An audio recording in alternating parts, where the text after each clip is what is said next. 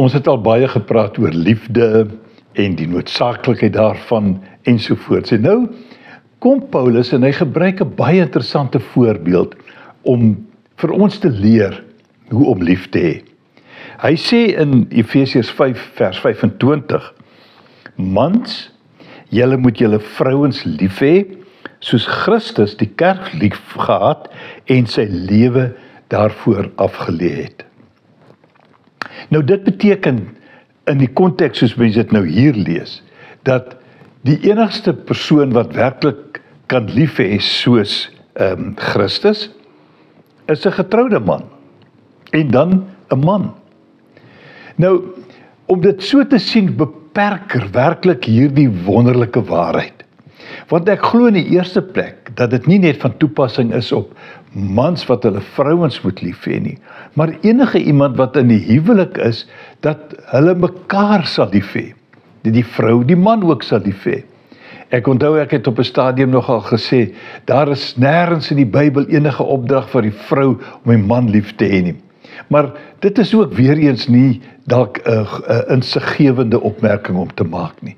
Want op die ou einde gaan dit sekerlik nie net oor die man wat sy vrou moet lief hê nie, maar dat ons mekaar sal lief hê. En dan verder gaan dit sekerlik nie ook net oor mense in die huwelik nie. Nou, dit is interessant dat Paulus hierdie voorbeeld gebruik, moontlik omdat dit dikwels nie so eenvoudig is, of dat die verhouding in die huwelik juis kan skeefloop, en dat 'n mens dalk kan vergeet om lief te hê.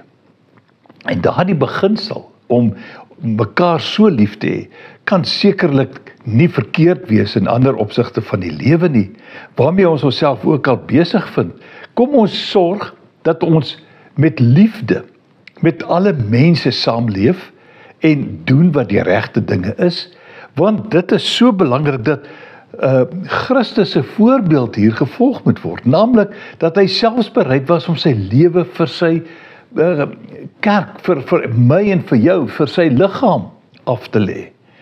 En dit maak van die liefde iets baie spesiaal.